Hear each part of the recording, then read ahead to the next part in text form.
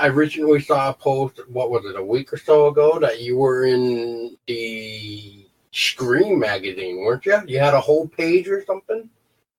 Yeah, in Scream magazine. Yeah, it was kind of cool. They reviewed my film, and I went ahead and got an ad for the film. And Ken, he had one of the best, like quotes that I could use about the film as far as, a write-up. And I asked him, I was like, hey, is it okay if I use it? And he said, go for it. And it's kind of cool to think, I mean, this magazine, it's right now, they say it's the world's #1 horror magazine. I mean, I can go to my Barnes & Noble and get a copy of it today. So it's kind of crazy to see, Unlisted Owner in the pages. It has Hellraiser Judgment on the front, and then, it talks about one of my favorite horror films, classic one, Freaks. And I mean, it's just so cool to be able to flip through the pages and go, hey, there's Unlisted Owner. You know what I mean? It's just, just kind of cool. Ken, did you ever get a copy of it? You know what? I have not gotten my copy. I know that's wrong. That is so wrong. I need to get a copy because I want to hang it. For real, I'm serious. I have a little section in my office where I have all the DVDs, books that we have quotes on, and I have to get the copy of Scream magazine to frame it and put it up to join these credits. That's where we do what we do. I look at this wall, I'm like, that's what makes me wake up in the morning. Yeah, it's issue 48. So if you go to Barnes & Noble and say, hey, I need issue 48 ASAP, and hopefully they'll have it for you. Well, I would need to have it get sent to me because we don't have a Barnes & Noble close enough or any type of... Our closest one is like an hour and 45 minutes from us. Yeah. Hey, mine's an hour and a half, so I'm right there with you. Either direction, either Burlington or New York, it's like an hour and 45 either direction. Yeah. So it sucks a little bit. Well, at least you have a Barnes & Noble. They closed all the locations near my residence. And I mean, come on. People read books, I don't know why they close it down. And why Barnes & Noble, though? That's like such a big name bookstore. Yeah. Crazy. My sentiments, exactly. Yeah. I have to take the train 45 ride just to go to the nearest one. Oh, my God. Jesus. Oh, man. Yeah, Barnes & Noble's been great to me because, I've done 2 in-store signings. I did one in Evansville, Indiana, and then one up around Indianapolis. And, I had a great turnout for it. They let me bring my big 6-foot-tall movie poster, and I even had my trailer playing on our laptop computer. Of course, I had it muted, but, and it was such a neat experience to actually do an in-store signing. And, I don't think I could have done that anywhere else besides Barnes & Noble. They've been really great to me, and, I'm really, really glad they support, not only indie authors, but also indie filmmakers, and it's amazing.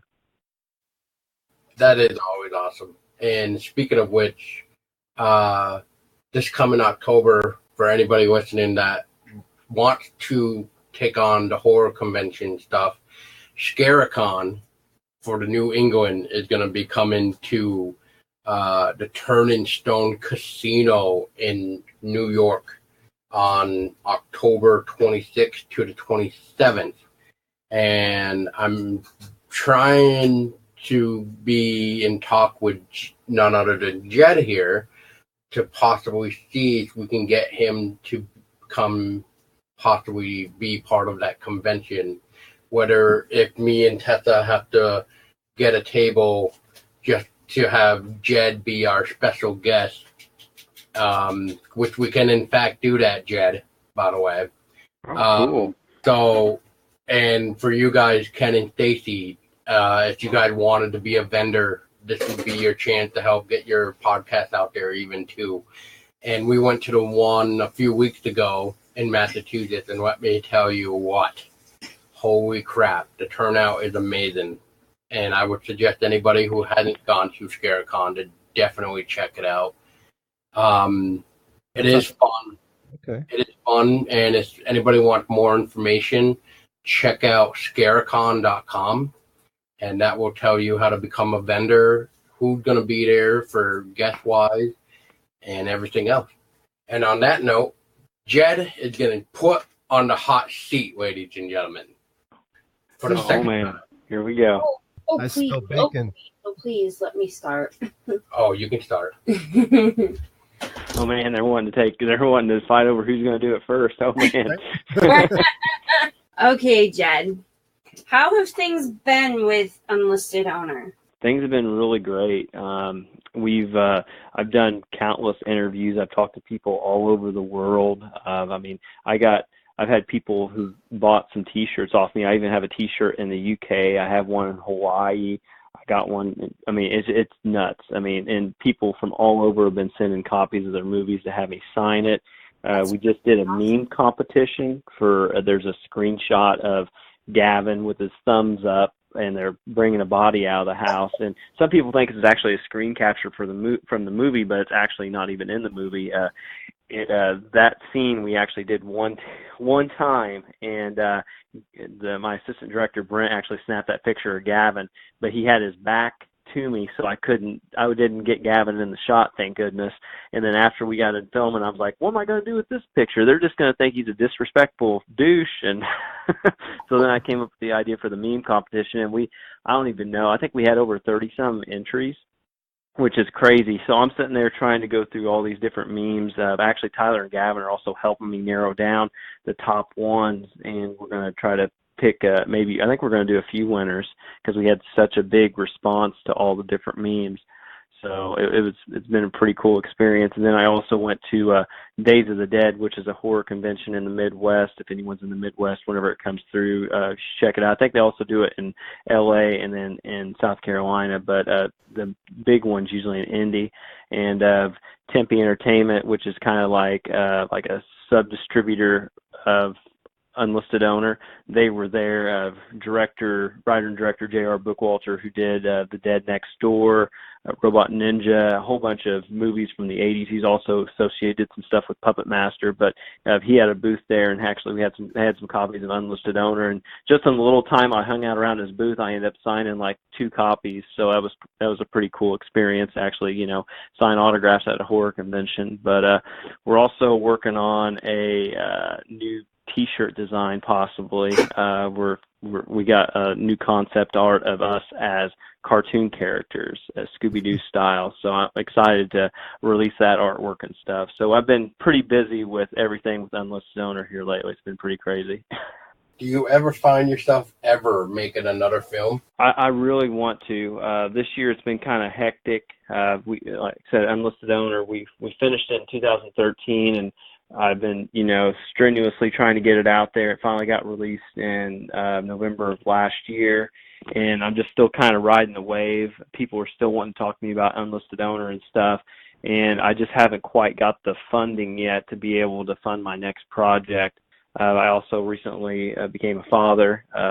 My son, Jace Bryan, he's a little over a month old, so I've been trying to get adjusted to do what? I said, which congratulations again, by the way. Oh, thank you. Thank you very much. Yeah, we're very happy parents. It's just trying to get the whole thing balanced out. She's actually in the other room with him. I hear him crying every once in a while. I'm like, I don't know if it's going to make it on the podcast or not.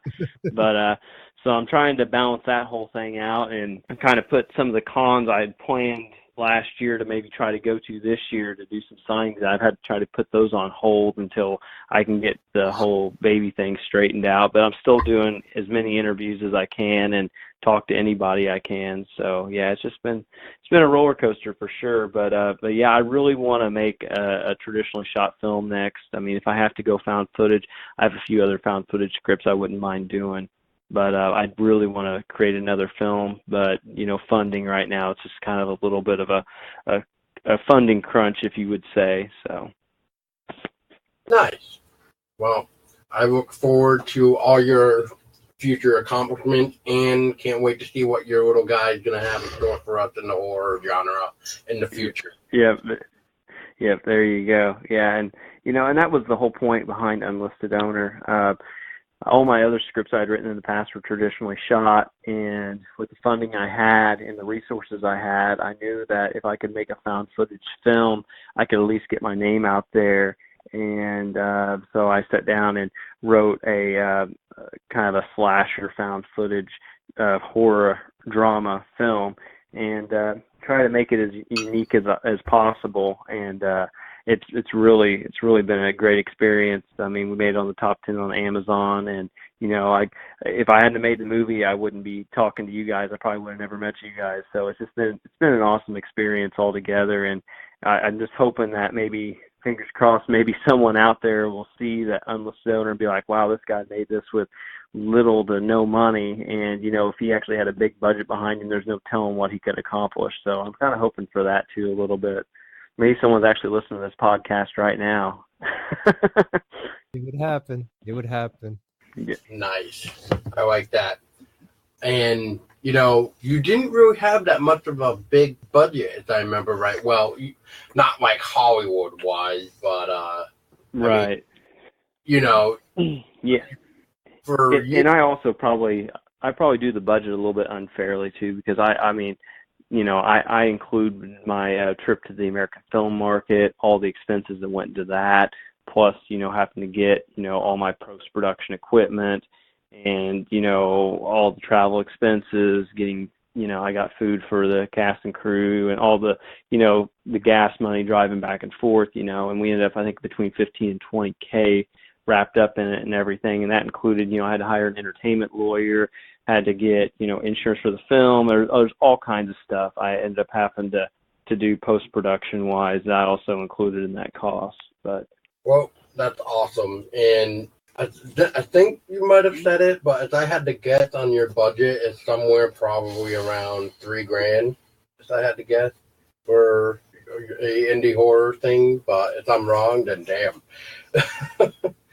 But yeah, we put there's a little bit more into it than that. But yeah, I mean, if I went through and broke it down, it'd be a lot less than that. But the trip to LA, that was a real expensive trip. I mean, I had to get a booth.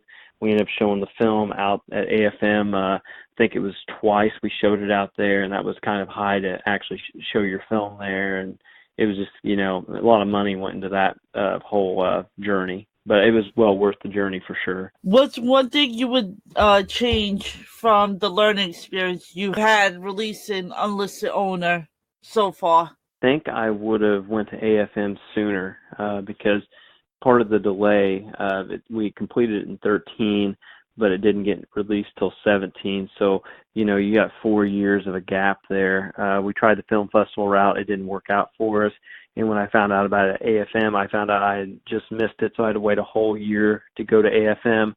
Then I had to wait half a year to hear back from everybody, and then I hired an entertainment lawyer, figured out what was the best deal, signed it. Then I had to wait a whole another year. I had to get my deliverables done, which one of the deliverables was an M&E track that we did not have for the film, which is basically the dialogue separated from the background sound, which most found footage films don't have, but that was one of the requirements of our distributor. So that took us about half a year to complete as well. So I think if I had one thing I could do over again in the learning experience is I would have went to the American film market sooner, since after probably the first few months, hopefully, I mean, I wouldn't have known about it, but if I could have found out about it, I would have went a lot sooner than what I did. If you could pick one urban legend from your hometown, which one would you pick to turn into a movie? Oh, man. We got two good ones, and it's a toss-up between the two. We have, can I do both? Because I can't choose. It's going to be a toss-up. You can do both. Tell us. Okay. All right. So the first one is the legend of Purple Head Bridge is what they call it. It's actually called the Cannonball Bridge. There's actually a song written about it. And it is a abandoned train bridge that connects Lawrence County, Illinois to Knox County, Indiana. It goes over the Wabash River. And supposedly, right now, it is actually a toll bridge. You pay, I think it's $1 for a car. I can't remember how much it is for a truck. But you actually get to drive across this train trestle. It actually has the wooden boards, and if you roll down your windows, it goes dum-dum-dum-dum. You can look it up on YouTube. I highly recommend it. Let's look up Cannonball Bridge. And supposedly, if you go across this bridge at night and you stop in the middle, you turn off your headlights and honk your horn 3 times, a purple head will float across. That's one urban legend. I don't know what the story is behind it. I just know that that's what's supposed to happen. The time I did it, it didn't happen for me, but, I might just be unlucky. The other urban legend that we kind of have is in Lawrence County, Illinois, which is where I'm based out of. There's a town called Lawrenceville, and there was a woman named Elizabeth Betsy Reed, and she is the first and I think the only woman hung in the state of Illinois, and she was actually hung on the practice football field. It wasn't a practice football field then, but she had murdered her husband by slipping arsenic into a sassafras tea, and they put her in the Palestine, Illinois jail, and she burnt that to the ground, allegedly, and they accused her of being a witch, and they transferred her to the Lawrenceville jail, where they ended up hanging her. And rumor has it that they buried her in the Lawrenceville cemetery, but the people who had family members buried in that cemetery and who were probably eventually going to be buried in that cemetery were superstitious, so they dug her up and they took her to Heathsville, Illinois, which is north of Lawrenceville, where her husband was buried, and they buried her right beside him. And I've been to the grave a few times, and my wife actually, the first time I ever went, my wife took me in the middle of the night when we first started dating. She goes, "You ever been to her grave?" And I said, "No." So we went in the middle of the night, and they have a tombstone there that says, "Here lies," I think it's Edward Reed, death by murder, and here lies Elizabeth Betsy Reed, death by hanging. So it's kind of like a little creepy little thing, but yeah, so I would say those are the two kind of like urban legend type things that we have in our area. So I don't know, there might be an urban legend. If you go to the practice football field, you might hear something, but I haven't actually heard that. But those are two kind of creepy things that happen in our area. We have we went one night. We went up in the middle of the night, and my brother and my sister-in-law went with us. And my sister-in-law, she's not big into creepy stuff, and I was in front of the grave, and I was taking a picture, and she goes, "Jed, you're standing right on her." And I look behind me, and the actual hill that they're buried on kind of drops off in the back. And I'm like, "Well, actually, you would be actually standing on her grave." She kind of freaked out a little bit, and my brother's like, "What's the big deal?" And he was walking on. She goes, "Jake, I swear, if she comes and haunts us, I'm going to murder you." Well, you kind of probably answered this one back at the very first topic we started on, Jed, but maybe you could elaborate more. But your thoughts on remakes? Well, I think some have their place, but a lot don't. I may get some heat for this, but I actually enjoyed, even though the It remake was more of, the original was more, it was a mini-series, and this one was an actual film. I really enjoyed the film. I really thought they did a very good job with it. But then, you look at the flip side and you look at the remake of Psycho, it was almost a shot-for-shot remake, but Vince Vaughn played Norman Bates, and that one I did not like at all in the least. And it just, when I didn't watch it till after I'd seen Wedding Crashers and all the other Vince Vaughn comedy movies. So when I watched this, I was just like, I don't get it. So, I think some remakes have their place, but I really think Hollywood, they really need to, loosen up a little bit, and especially in the horror genre. I believe that, they could invest in some of these indie filmmakers, and they could come up with something so original and so cool for not even close to the amount of money they spend on these remakes, and they would make their money back hand over fist. And it doesn't make any sense to me why they want to, keep going after the same thing. I mean, if they look back, they should realize that Texas Chainsaw Massacre, the first one, was an original film. They all had to start somewhere, and then they grew these big, huge fan bases behind them. I mean, Scream came out in the 90s, and it has a huge following. I mean, and it was an original concept.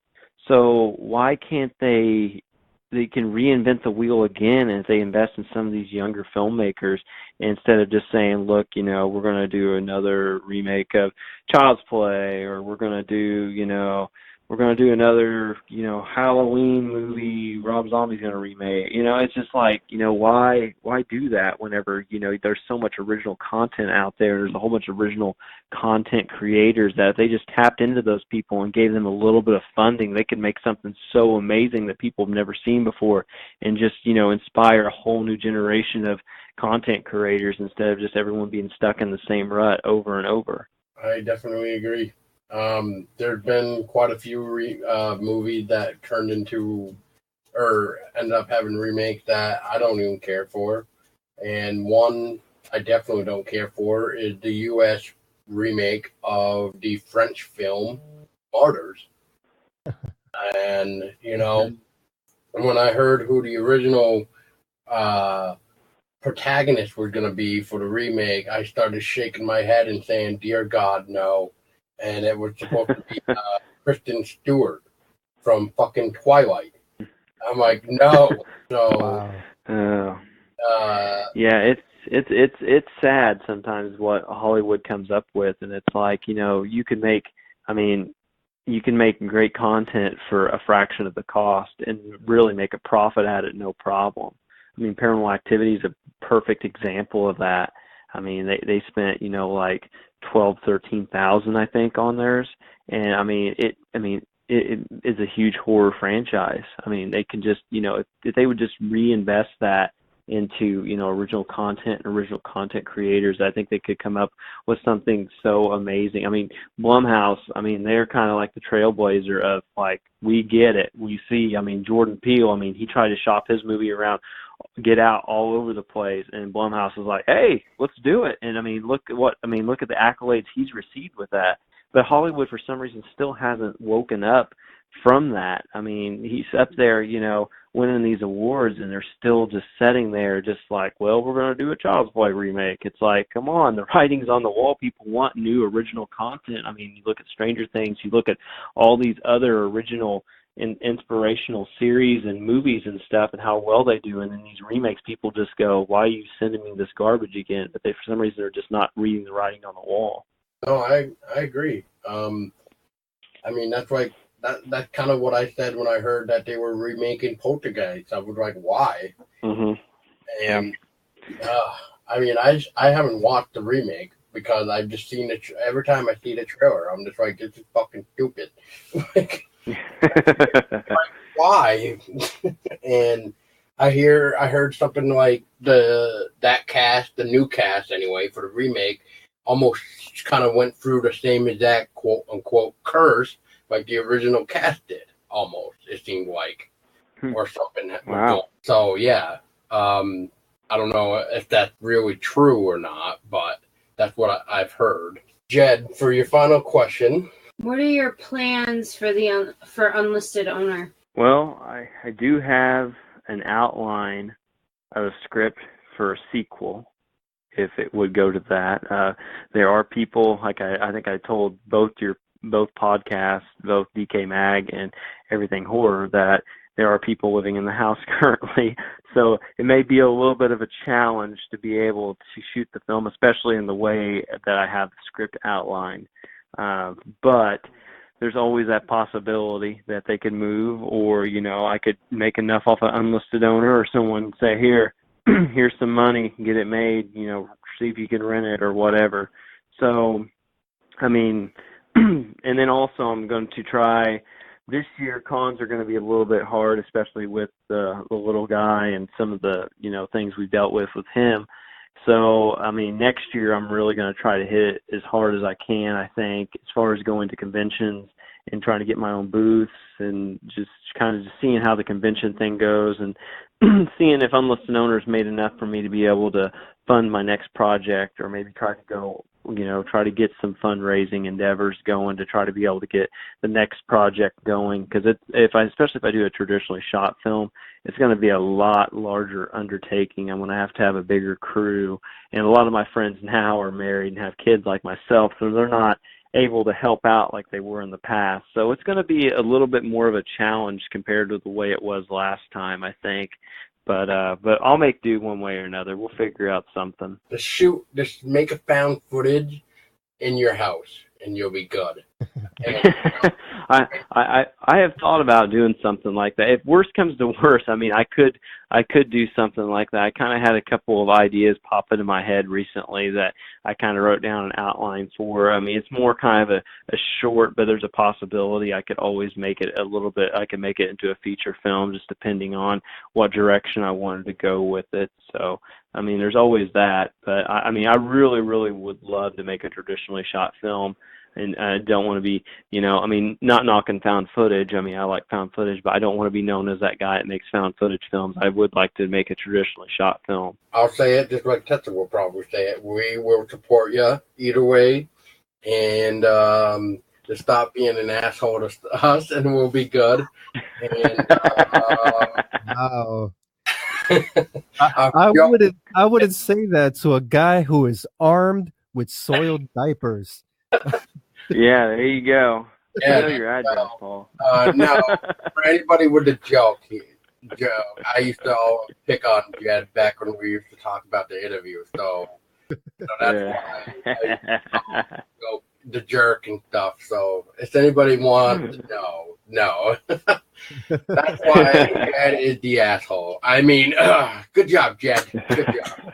As I have mentioned earlier on, at first I thought this was like basic tree business, and I got that vibe from it. What are some of your experiences behind the scenes in filming Unlisted Owner? Well, if you make a movie with your friends, always remember to buy the wardrobe and costume, because if you have to shoot something a few months later like we had to, you may find yourself in a Macy's store with a picture of one of your actresses trying to match a blue button-down shirt that she no longer has. So that's one thing that I experienced behind the scene was continuity, especially with a found footage film. Whenever you set out to make a film for yourself, and you don't have the money to have a proper cast and crew, and you're wearing a lot of hats, you have to be, not only are you scouting locations, but, especially in Unlisted Owner, I was acting, directing, producing, doing continuity, trying to do scouting locations, making sure all the equipment worked. I mean, it is just, it's a lot for one person to handle. So, another thing is, especially if you're going to make a movie with your friends, one thing I learned behind the scenes is make sure that you have a reliable group. I mean, I was lucky enough to have some of my best friends that I knew from the get-go they were going to be there from day one to when we wrapped. And if it would have been any other way, if I would have had someone else be in the film, there's always that chance they could drop out halfway through because they get bored with it or don't like how it's going, or, feel like they're not getting enough of the spotlight, and you're going to have to redo everything. So, I mean, those are some of the things from just being behind the scenes and learning that, I kind of will take with me as a filmmaker. And this movie really helped me grow and kind of learn all the different aspects of, indie filmmaking. And one of the most fascinating things about Unlisted Owner, Jed, when I interviewed you, you had specified that your location hindered your ability to get the actors, so you had to get of familiar faces to help you on your project, and the situation with AFM that you didn't make it on time.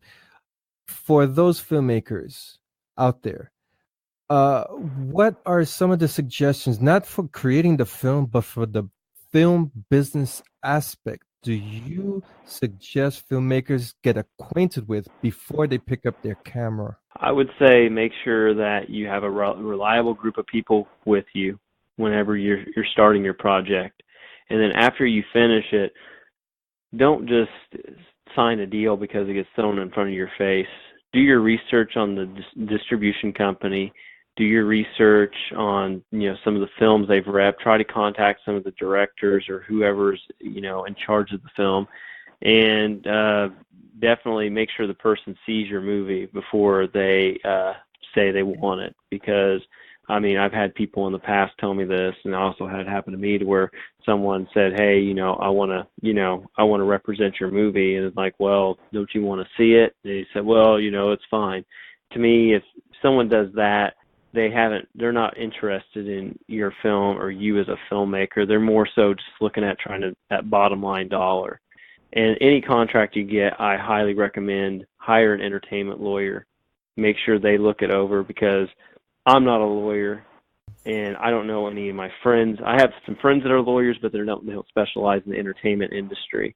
And, also do your research on your lawyers. Make sure that you get a good one. And, take their advice and just that aspect, and but definitely do your research. I highly recommend you do your research. Contact filmmakers. Since I've done my film and signed my deal, I've had, I don't know how many filmmakers have contacted me, and I also had contacted filmmakers before I signed my deal. So definitely do your research. Cool.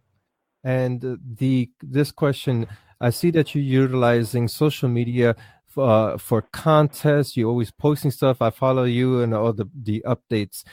Now, following in the footsteps of Neil Blomkamp, who went to Hollywood, did his film, they fucked him over. He went over to YouTube, start creating his content.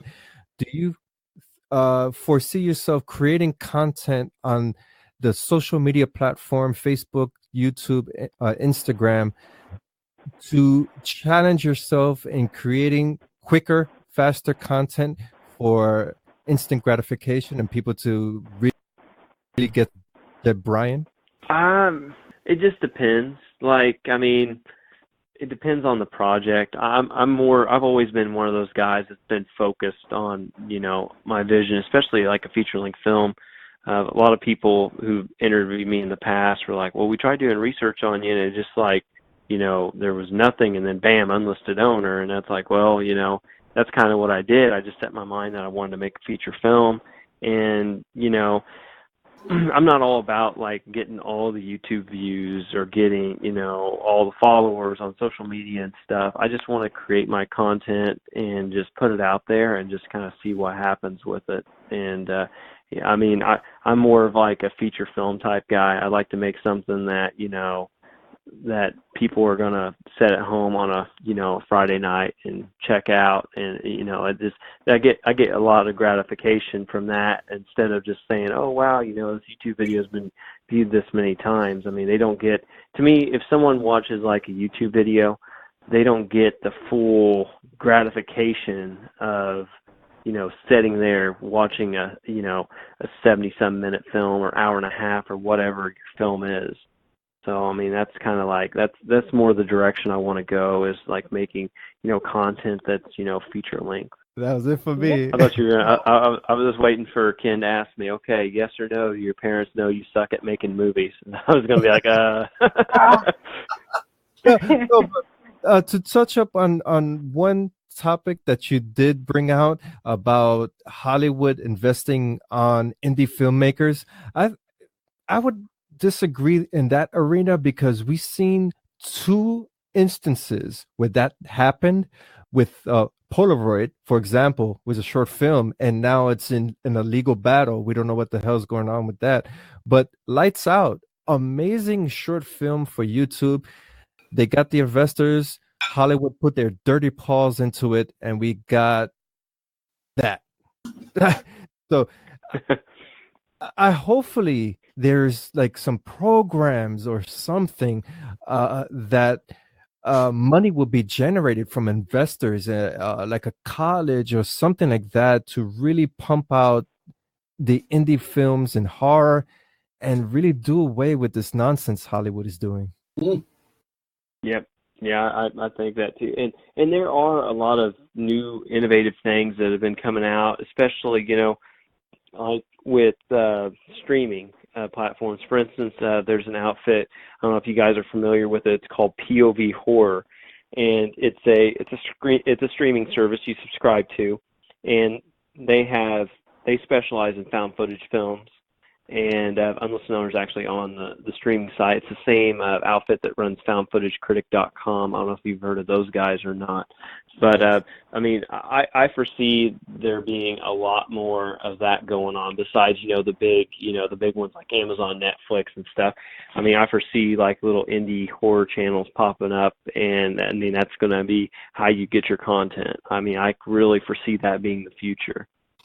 And I think that will really, it helps indie filmmakers. It gets their names out there, but also at the same time, there's so many indie films anymore, and it's just like, it's a competition to say, hey, let me take some of your time. Look at me. It's like it's very hard anymore, especially with all the streaming platforms and stuff. I mean, it gives access to basically. It kind of levels the playing field in a way of like, okay, everyone's on the same playing field. Now you get to choose, do your research, and try to pick out which one you want to spend your, evening watching. I agree. Yeah, I agree with that. And to answer your question, Jed, yes, I have actually heard of those sites that you mentioned. The filmmaker that I did the short film with actually told me about that site as well, because I guess they contacted him about his film, but yeah, he was telling me something like he didn't really like the approach he gave him, so that's why he refused to be part of the site. I'm pretty sure that's the site that he was telling me, but yeah, it sounds so familiar. Like, yeah, that's the site. So. Well, like I said, I've had personal dealings with him. Michael Steinberg's the one that's kind of behind everything on it. Super great guy, super nice guy. Very, I mean, it's pretty amazing that him and his partner, they ended up creating Found Footage Critic, and their goal was to make sure every found footage film that they could find would be listed on their website, and people who are fans of found footage can actually go on there and rate the film. And they also do reviews of found footage films, and then they also have their streaming app, which my distributor, they worked out a deal or whatever to have it on that site, on that channel as well. So it's those guys are, I mean, Michael's super great guy. I actually talked to him earlier today. And but yeah, it's pretty awesome that you have these people that are, it may not be Hollywood, but you still have people that are getting behind indie filmmakers and trying to get your name out there and promote your product.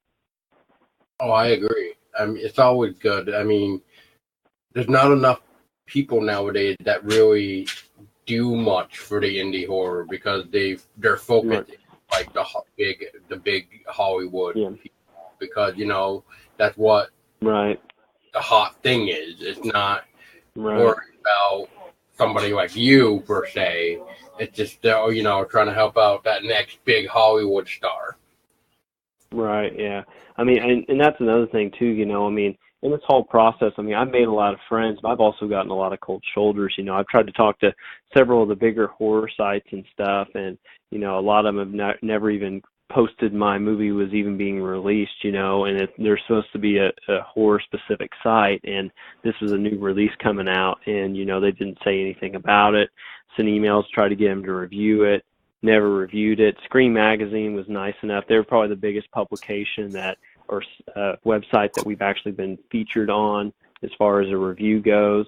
But, it just, it is kind of sad that some of these bigger horror sites, they just kind of look at you and say, whatever. And then, even whenever the film made it in the top 10, they still wouldn't even look at me. But yeah, I mean, you just gotta kind of, swallow your pride a little bit and just keep on going.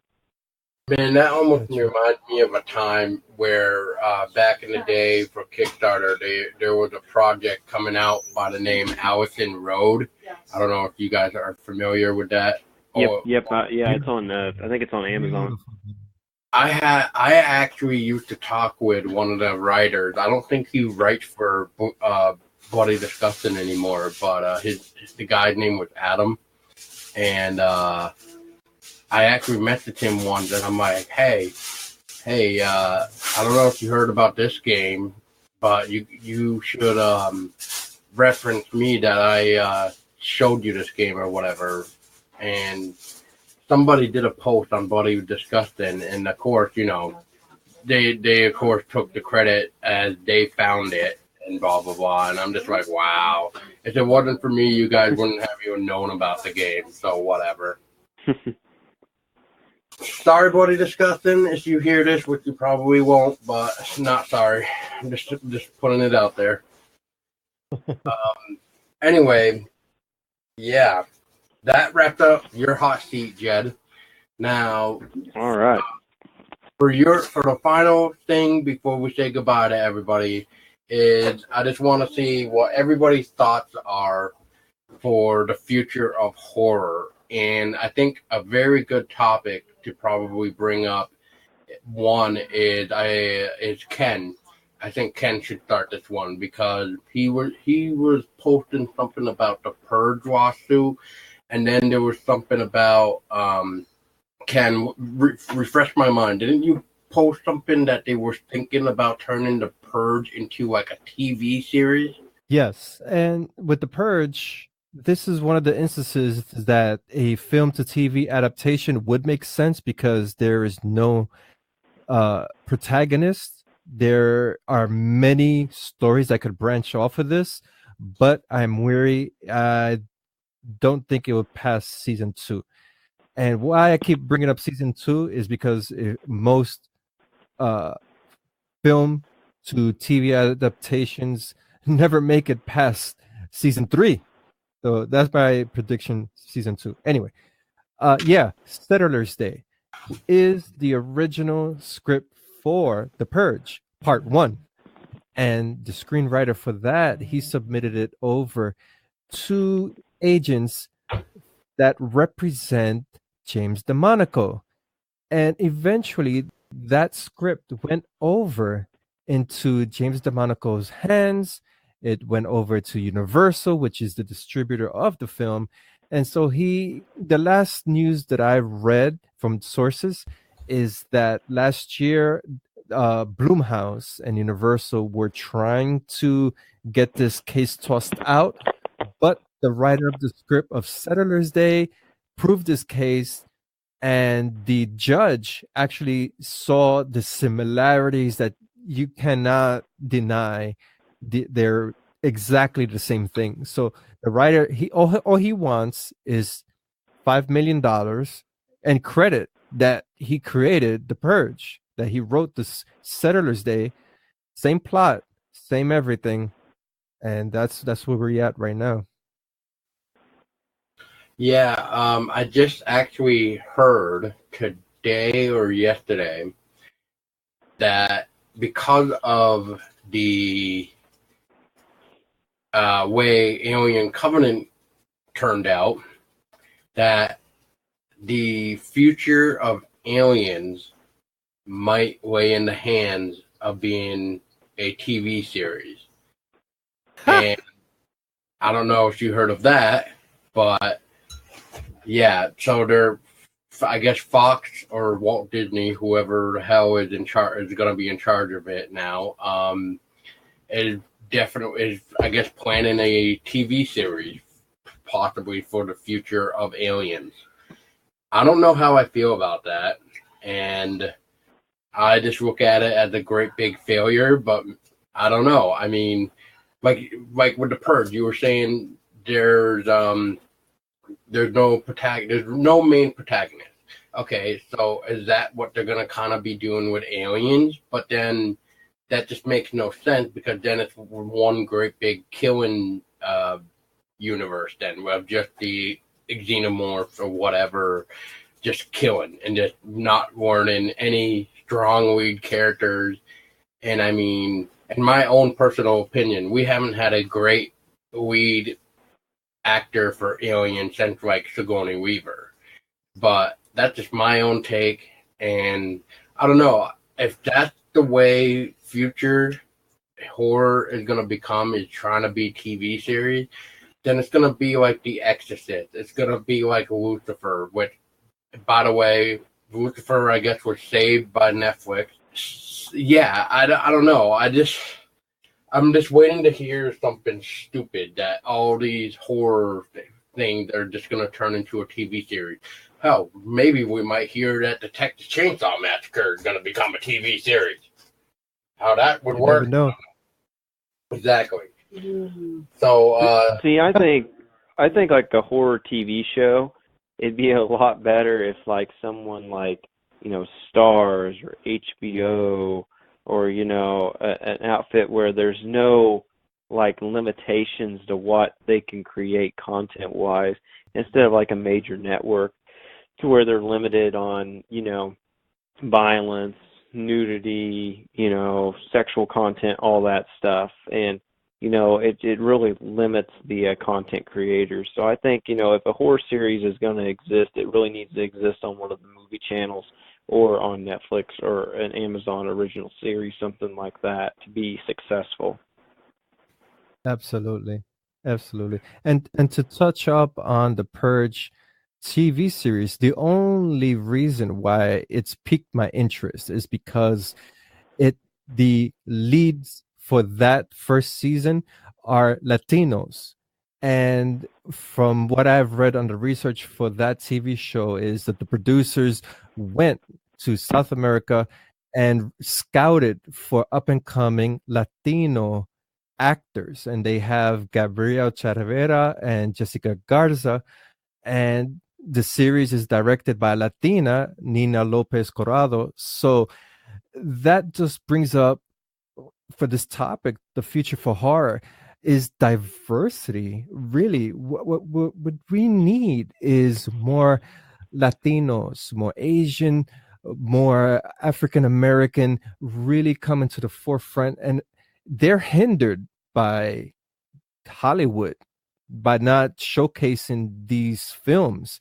And if you look on the independent circuit, you have so much rich talent from across the board. And it's really sad in a way that they're not getting the recognition they deserve.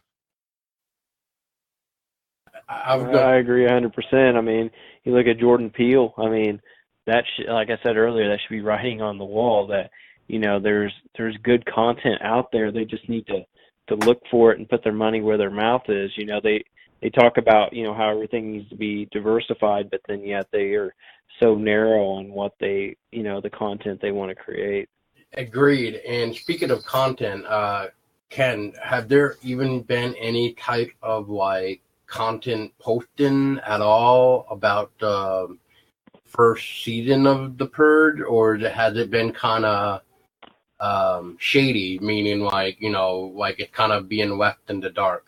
We actually covered this topic, and the first season, if I'm correct, will begin. Let's see, September 4th, 2018. So we're looking at the series to begin then, and really with the upcoming demise of The Walking Dead.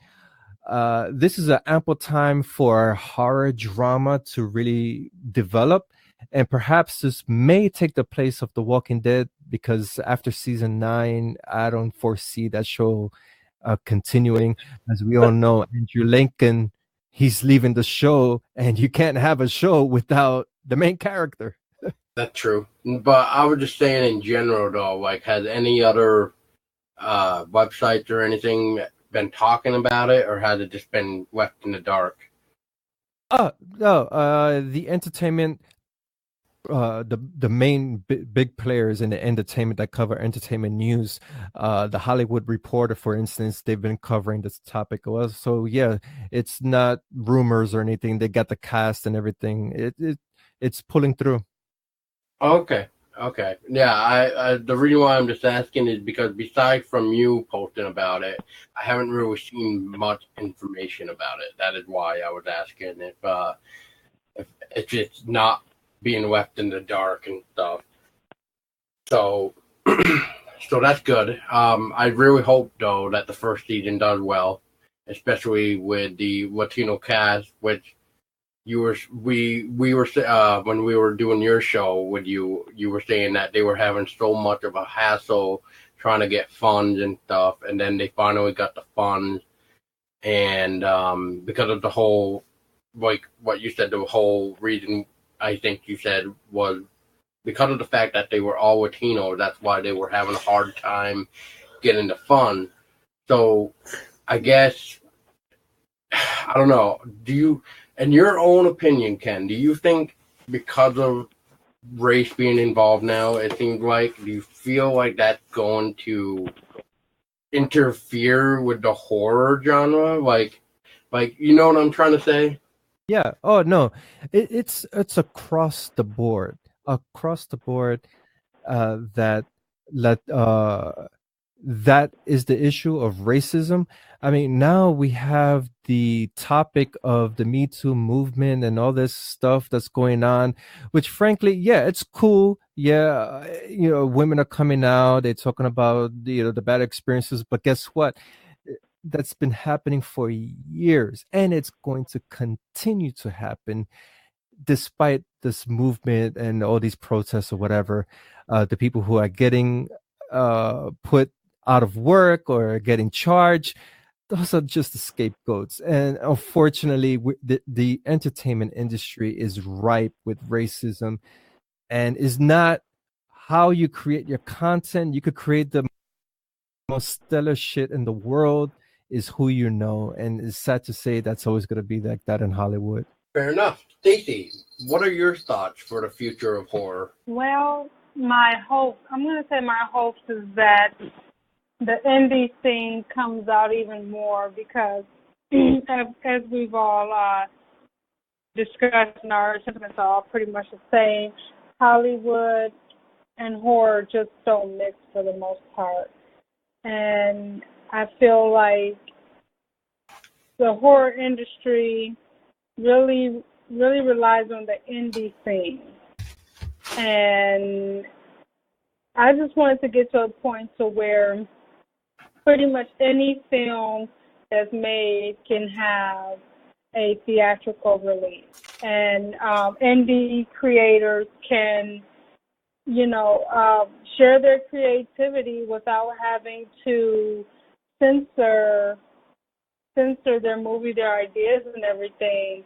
So we can get films such as, for instance, a Serbian film in theaters and not have to,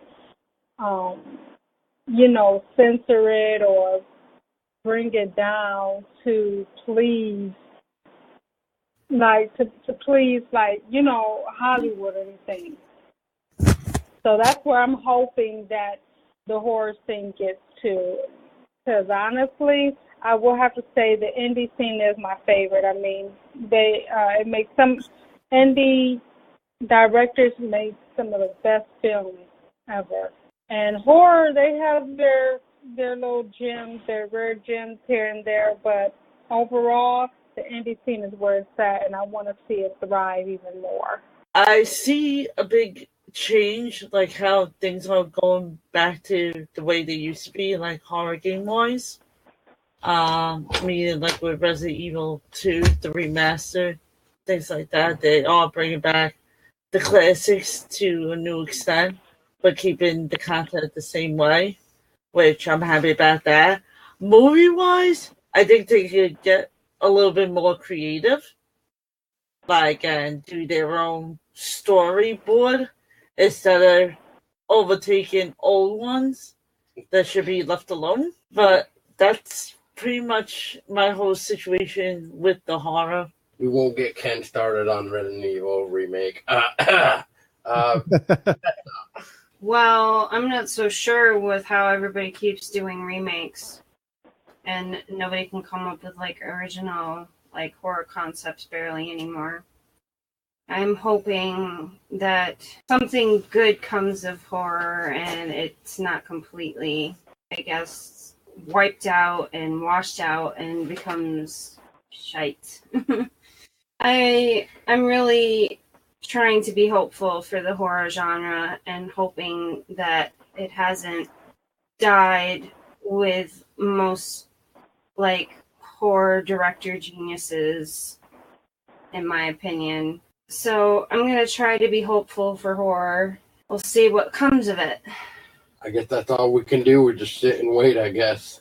Hopefully nothing gets canceled by the first season.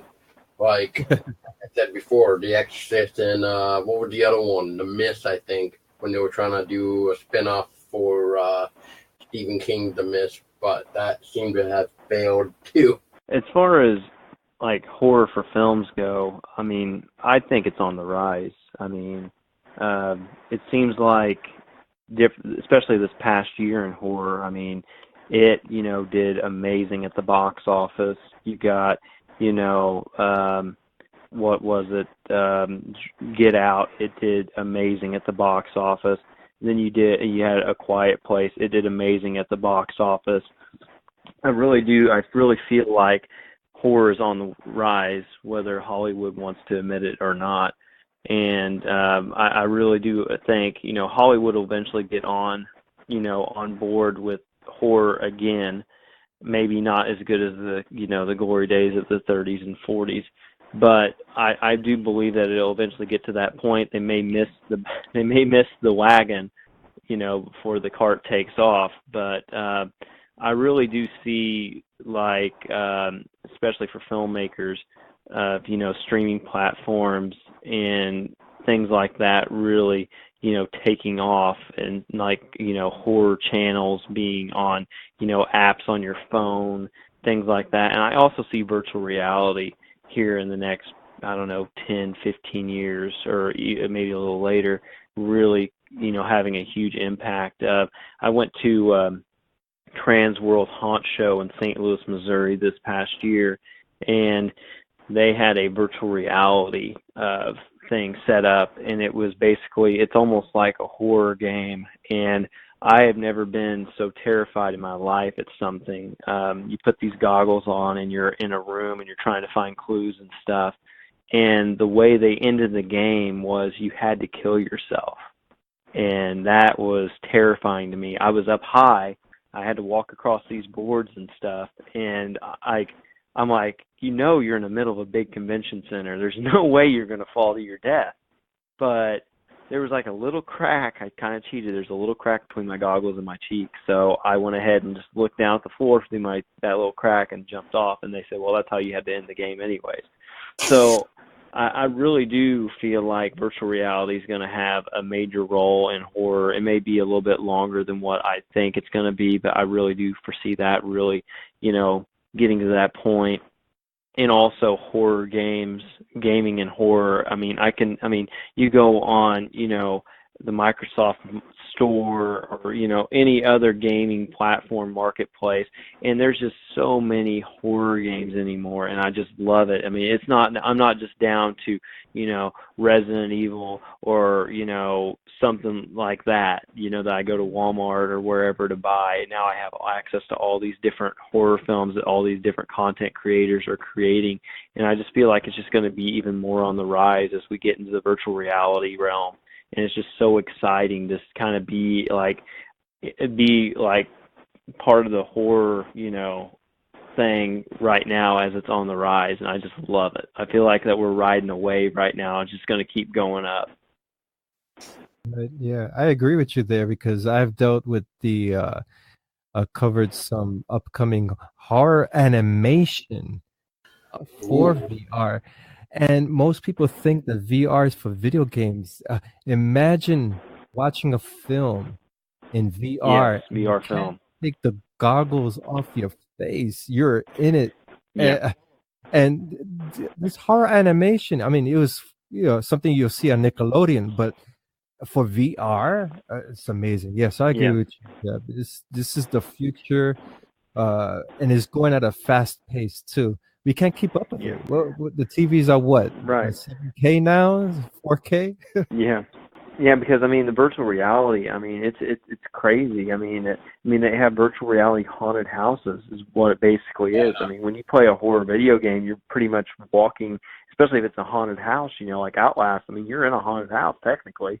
I mean it's a horror. It's like all kinds of horror stuff going all around you.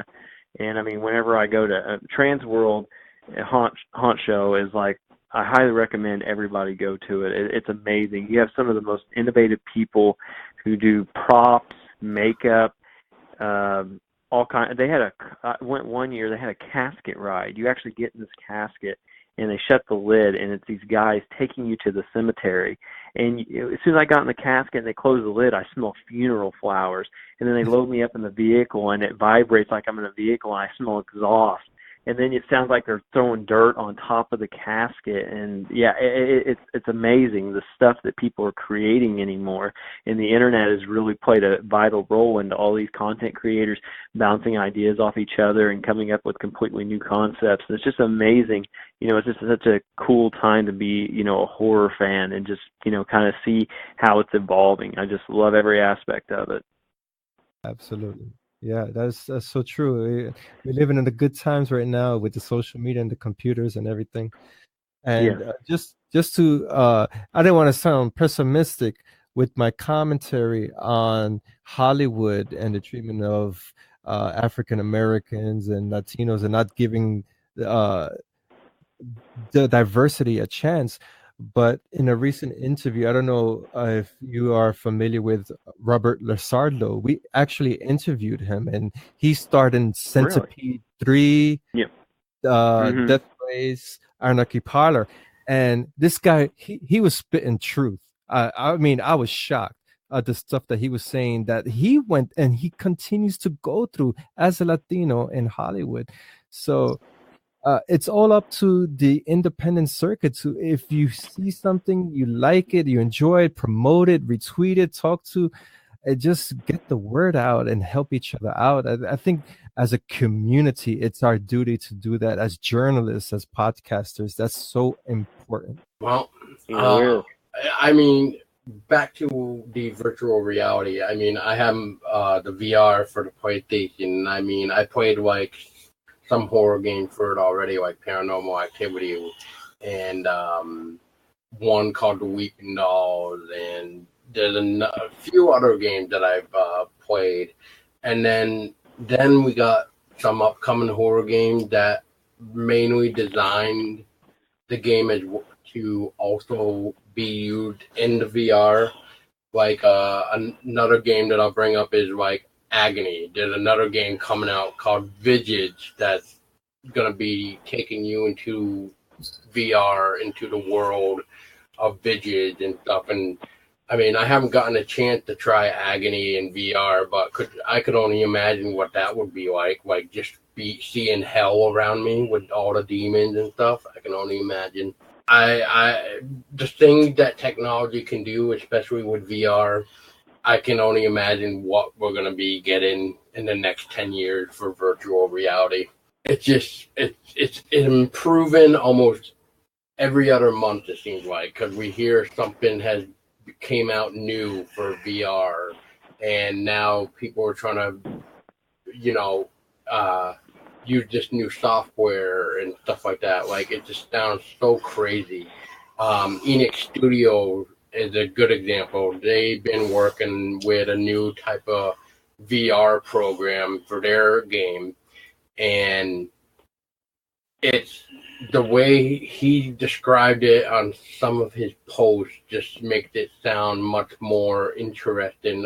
Man, I can't wait to put the goggles on and just experience this for firsthand. So I'm with you on that, Jed, about the VR and stuff. And as for the horror animation, man, I can only imagine what those are going to be like. That was an experience because not only did I have the goggles on, but they sit you in a chair, and the chair was actually moving. And when the two kids were going through the dinosaur, it was about dinosaurs. So you were going up and down, the chair was moving, and he had it was great. Wow. But also keep aware, VR is also changing the landscape for museums and art galleries. So imagine you want to go to a museum or visit a site like there's sites in Iran and Iraq that were destroyed by the insurgents over there. Unfortunately, that's history. But fortunately, there were some photographers that took pictures before that happened, and that is permanent it's cataloged in the virtual world, so you could visit these sites. So there's so much expansion for VR.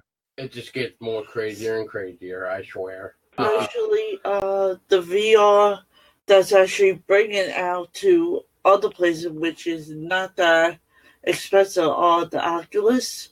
They're the ones Oculus. who are bringing it to like landscapes and things like that. The other set is not really that movable. Is that the Vive? Yes. Or something like that? Yeah, the Vive. Yeah, I always keep hearing stuff more about the Oculus than I do the Vive or whatever it's called. And then PlayStation is talking about upgrading their VR thing, and it's just like, oh, yeah. So, yeah, it's just technology, though. Everything is going to be getting upgraded. I mean, hell, before you know it, pretty soon we can probably do interviews with our boxers on. I mean, I don't know, through the goggles, you know. I thought that was a dress code right now. Yeah, what are you wearing? I'm wearing my pink polka dot, damn it. Oh, man. Thank you guys so much for listening. I'm probably going to be breaking this down into 2 episodes just because of how long this has become. But that's okay because it's all good stuff. And I appreciate Ken and Stacy from DecayMag for stopping by. I appreciate Jed. But before we say goodbye, Ken, real quick, where can we keep up to date with anything and everything DecayMag? Certainly. Just visit decaymag.com, DecayMag.com. And I always say this joke that we are DecayMag, not DK Magazine or the letter DK or the word decay, with DecayMag. All our social media handles are at DecayMag. And our podcast is on Google Music, Spotify, Stitcher, TuneIn, iTunes. And if you got a Google Home device, I hope mine doesn't turn on for saying this, but okay, Google, play DecayMag podcast, boom, like magic. We show up on your speaker. Listen to us, check us out. Jed, where can we find everything about you and Unlisted Owner? Well, if you want to check out Unlisted Owner, you can buy the DVD, which I highly recommend. We got some special features on there. You can get that through Amazon, Barnes & Noble, FYE, and if you're into streaming and don't want to have a physical copy, you can stream us on Amazon, Amazon Prime, YouTube, iTunes, Google Play Store, and the Microsoft Store. If you want to follow us online, you can go to our website, www.unlistedowner.com. We got some content on there, trailer and stuff.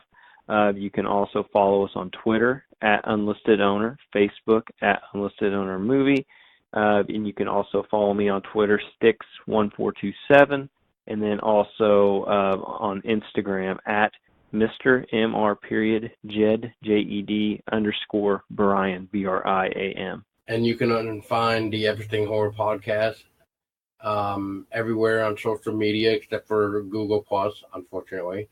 Wayne, I know, I'm sorry. Our at tags are EH Podcast, so EHPODCASTS. And you can find us mainly on Facebook, Twitter, Instagram. And if you want to learn more too as well, check out our website at ehpodcast.com, which will pretty much show you every article that we've now written for MovieWise or upcoming episodes like this. And it can bring you to our Patreon where you can pledge anything a month and get rewarded. You can donate to us at PayPal if you didn't want to do anything for Patreon. We are going to be running a charity for cancer on September 1st, and that's going to last all the way up to November 1st. So if you would like to participate in helping spread the word for that, just please get at me and I'll let you know all the information. And as always, guys, thank you very much. I was your host tonight for Podolsky. I was also with my co-host, Tessa Baker. And our co-assistant host, Sheila C. Pure Gamer. And we will see you next time. Stay scary.